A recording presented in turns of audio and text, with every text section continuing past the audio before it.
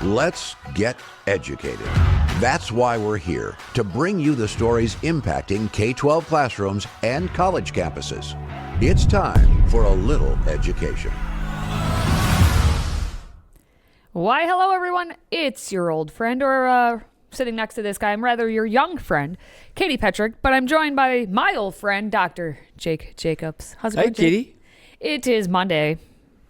Oh, Yep, I can't wait. It's still Monday. Thanksgiving is around the corner. It's a few more days, Jake. Yeah, It'll be all okay, right. all All right. right, so being Monday here on Educated, it means we are live on Rumble. So if you could, please make sure you're following us at rumble.com/Freedom Project and post your comments in the little chatty chat section. And you might have a few comments to make after this first story unfolds. We have a Georgia mom who was arrested and now faces 1 year in jail, all because her 11-year-old son walked a mile into town. And the police, they came a-knocking. Well, at least Georgia went for Donald Trump. But when it comes to this story, it's a sad story down in Georgia. Brittany Patterson, 41 years old, she was arrested on suspicion of reckless conduct just a little while ago over her son's unsupervised walk, according to Fannin County Sheriff Office. We have to take a watch, to me, as far as this injustice against this Georgian mother. Police body camera video shows the moment Brittany Patterson was arrested for letting her 10-year-old son walk into town by himself. What am I under arrest for? For reckless endangerment. And how was I recklessly endangering my child? We're not talking about it. On October 30th, Patterson said she took one of her children to the doctor. In the meantime, her son, Soren, who since turned 11, decided to walk less than a mile into town from their home in rural Mineral Bluff, Georgia. While out, Patterson got a call from the sheriff's department, worried that Soren was walking alone. I wasn't concerned. I wasn't, panicking or concerned because it's just a short walk from our house. He knows how to get home. He knows how to get there. Authorities dropped Soren off at home, and 5 hours later, they returned. Call mommy and tell them they're taking you to jail because you decided to walk down the street. Let go of your hands. That's not his fault. Yeah, call mommy. You're the mother. That's your responsibility. Last time I checked, it wasn't illegal for a kid to walk to the store. So. It is when they're 10 years old. Patterson was booked on suspicion of reckless conduct, a charge that could carry 1 year in jail. The warrant claiming she willingly and knowingly did endanger the bodily safety of her juvenile son. Our criminal justice system is built on the fact that you did something or you were negligent. You did something criminally negligent. So what is it she did? Authorities have offered to drop the charge if Patterson signs a safety plan that includes the use of a GPS tracker on her son's phone. But she refuses to sign it or admit doing anything wrong. I just felt like I couldn't sign that, and that in doing so would be agreeing that there was something unsafe about my home or something unsafe about my parental decisions, and I just don't believe that. Wow. Wow is right. I mean, I give her credit. I wouldn't have signed that either. I mean, what the heck are these Georgian police? What are they thinking? You have to be kidding me. All right. Well, I think I need to dox my own parents right now. Yeah, because me too. I, too, was once an 8-year-old, and I walked a mile all by myself out on the country roads. And then I got on my bicycle, and I bicycled 4 miles across a highway, an interstate now, to go to play a game of baseball with my friends in town, as we used to call it. So my parents live at... Dox them. Apparently they need to be arrested too. That's where we're at. No, same thing. When I was a kid, I mean, we're talking same age as this kid. I'd get on my bike and we would just be gone for hours and hours on end. I'd get yelled at probably in many cases because I wasn't home in time for supper. But we got our hands dirty. We got our clothes dirty. We were out and about. I would go downtown all the way to down, which was like 2-3 miles away, and go downtown and come back, take the bus, come back. I was 9, 10, 11 years old. There were no Appleton police arresting my mother. Well, maybe they should have. Look how he turned out. Yeah. But the point of this story is the simple fact that they live in rural Georgia in the middle of nowhere. 300 people in the down the burg. country road walking 1 mile for a 10-year-old, now 11-year-old.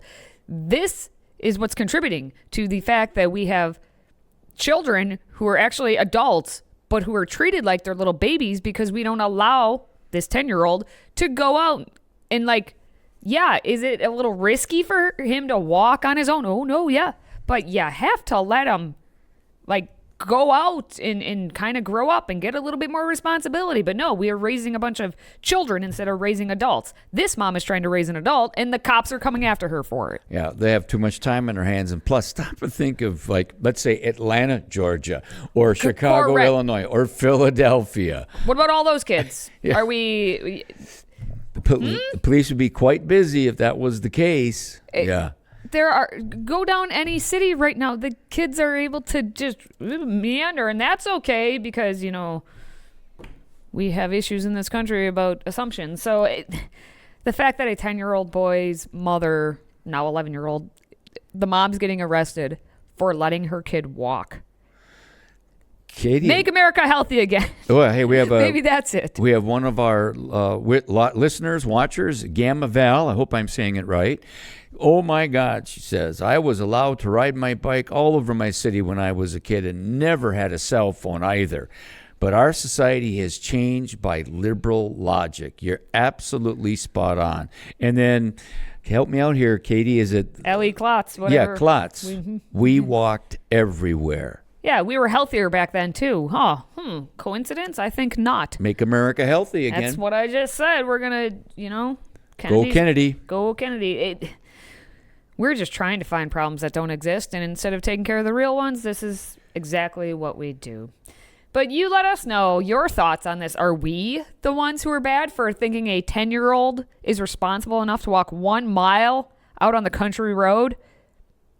What was, by the way, what about the tracker on the kid's phone? What was that about? If you have to sign this pledge saying that you will sign a GPS tracker, she won't go to jail or be fined or anything if she just signs over a GPS tracker for your kid. If that's not the most obvious way, they do that in communist China. But we're the bigots. It's yeah. Speaking of things that, they could actually be spending time on. You want to talk about some real danger? We're about to talk about some real danger.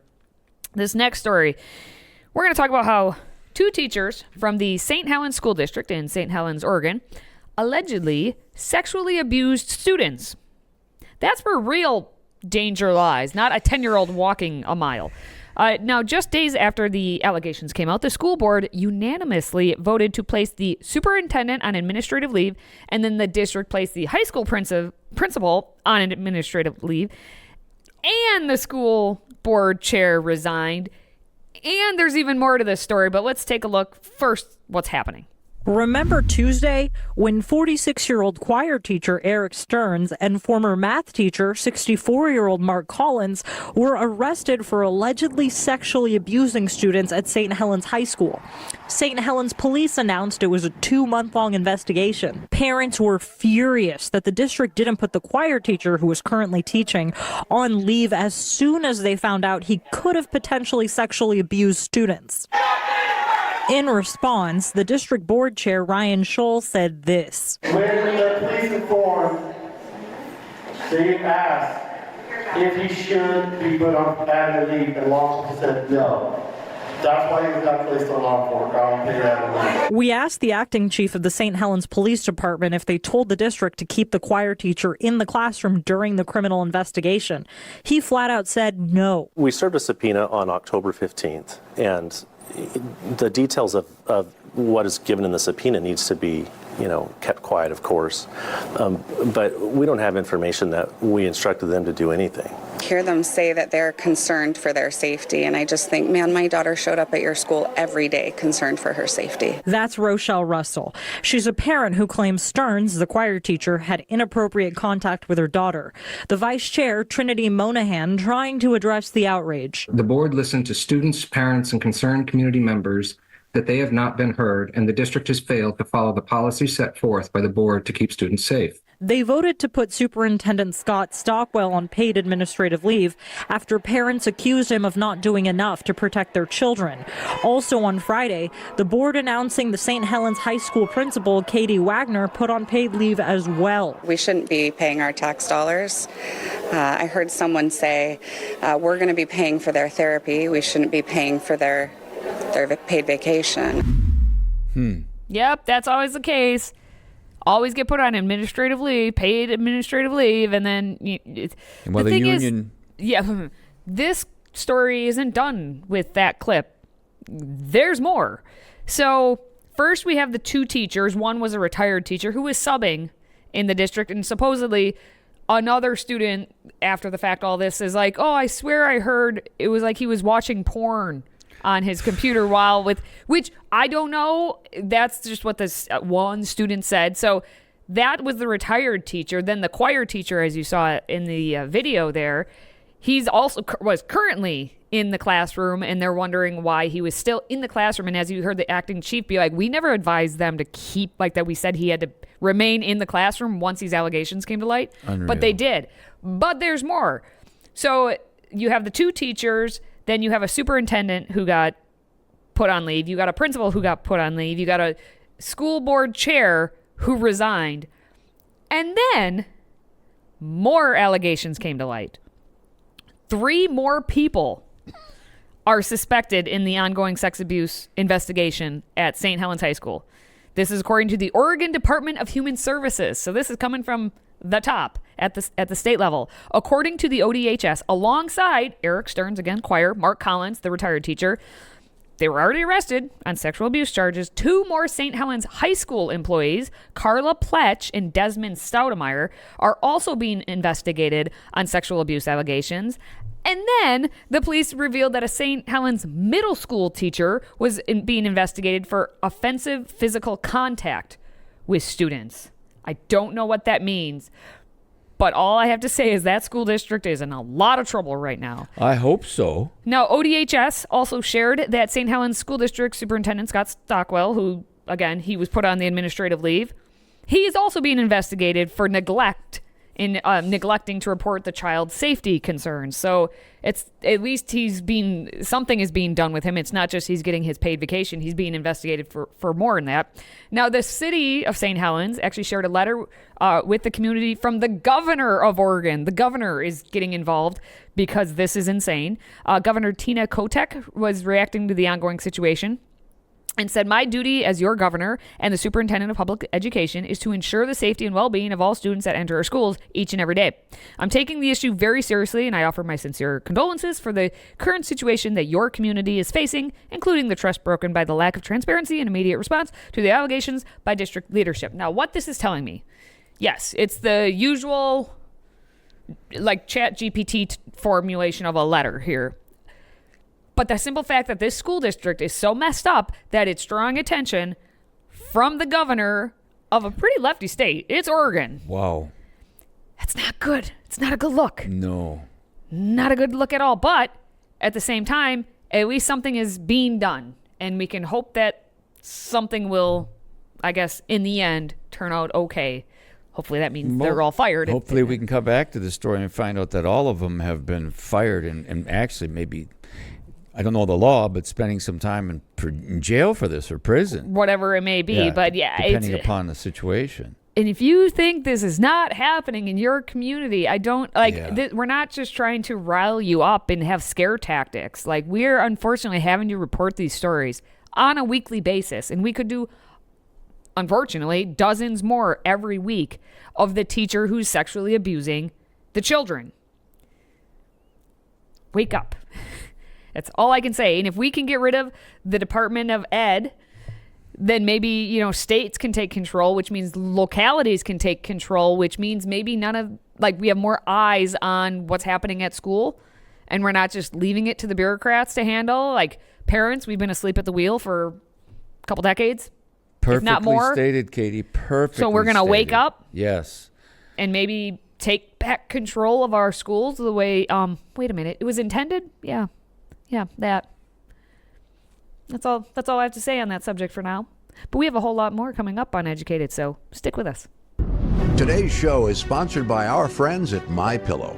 Save up to 66% on pristine quality bedding, towels, slippers, signature pillows, and much more when you use the code EDUCATED. That's EDUCATED. Educated. Support this show and a great American company.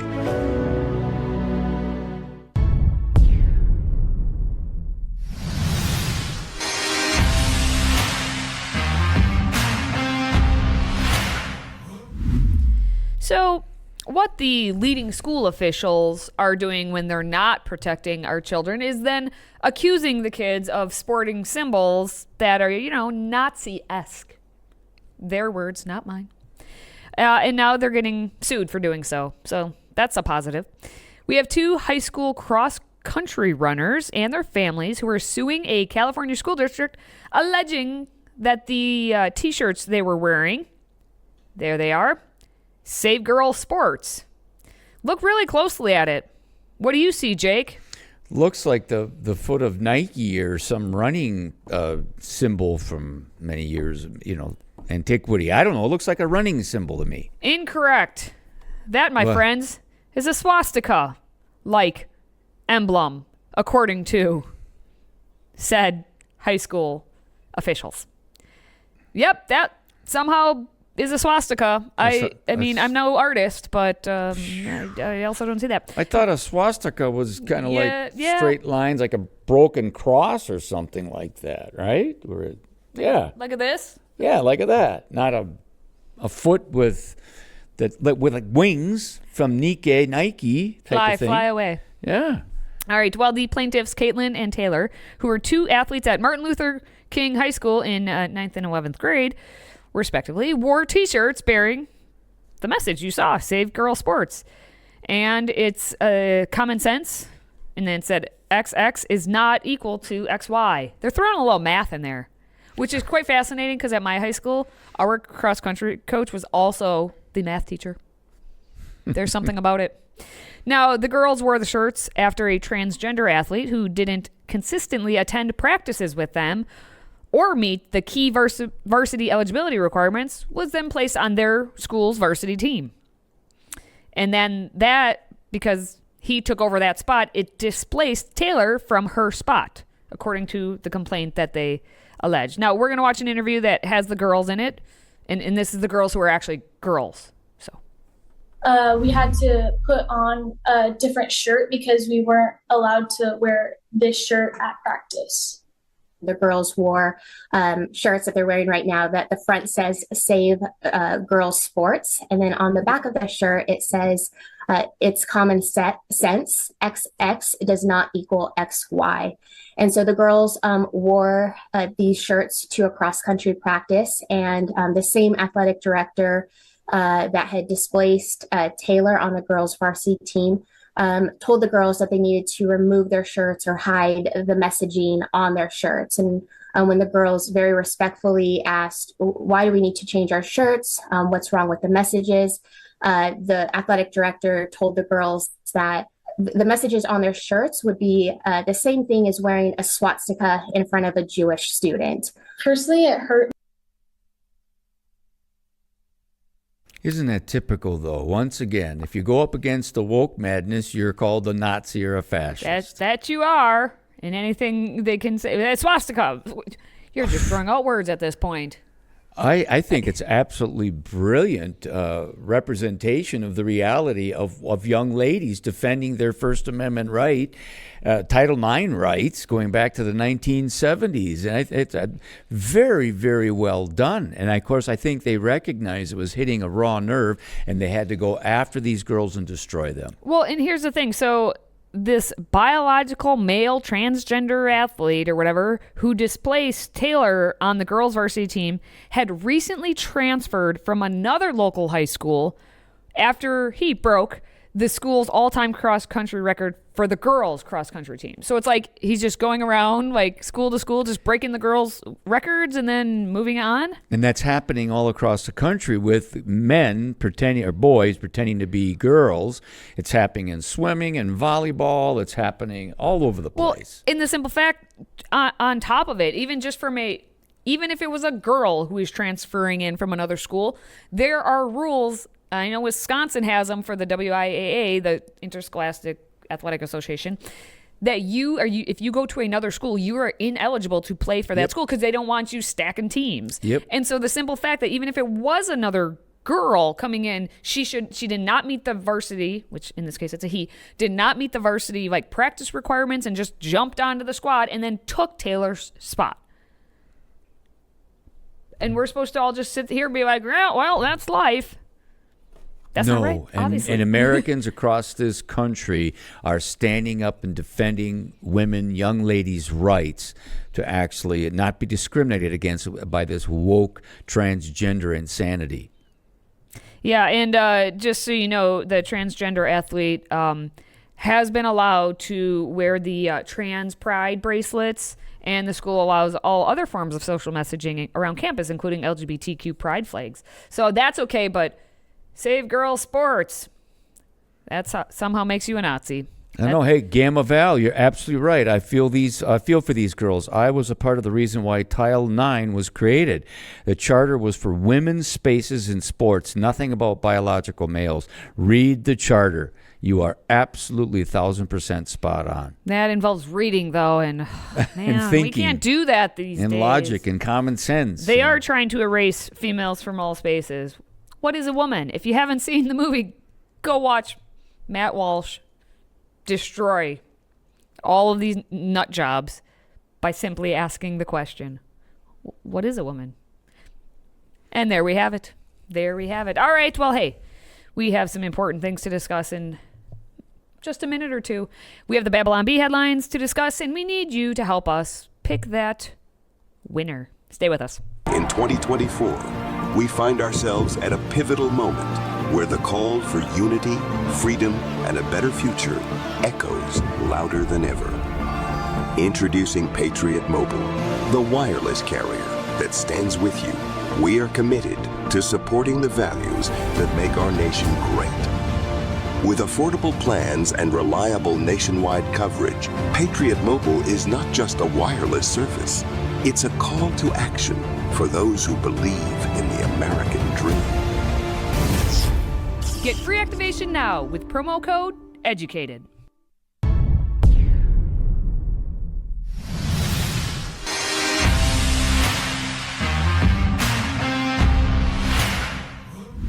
All right, before we wrap things up, let's take a look at everyone's favorite satire site, the Babylon Bee. Here are this week's top 5 Babylon Bee headlines. We've picked our favorite headlines. I mean, our absolute favorite, and now we ask you to help us decide which one should be named Queen of the Hive. We start with number 1, Trump to round up illegals with taco trap. Number 2, Baptists announce dancing not allowed, but only if it's the Trump dance. Number 3, post-menopausal lesbians flee America over concerns about forced pregnancies. And number 4, Kamala Harris calls Dave Ramsey show for advice after blowing $1 billion in 3 months. And finally, number 5, to pay back $20 million campaign debt, Kamala agrees to fight Jake Paul. Katie, these are all pretty good. I'm telling you. Which one are you thinking? It's always fun when we get the political crossover with the cultural stuff. I'm going to comment on number 3, not because it's my favorite, but because we got some conspiracy theories out there about the real reason that Ellen and Portia are leaving the States. Oh, I didn't know that. And it involves a dude named Diddy. They claim it's because Trump won, but really I think they're fleeing because maybe they have a little bit too close a connection with that P. Diddy over there. Maybe they're trying to get themselves out there. So if you're a conspiracy theorist, you may believe that as well. Or maybe it's just the truth. But I think my favorite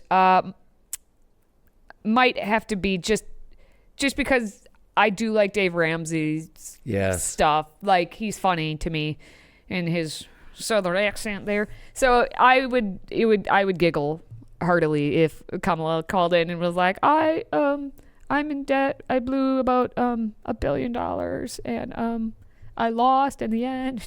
It would just be fun.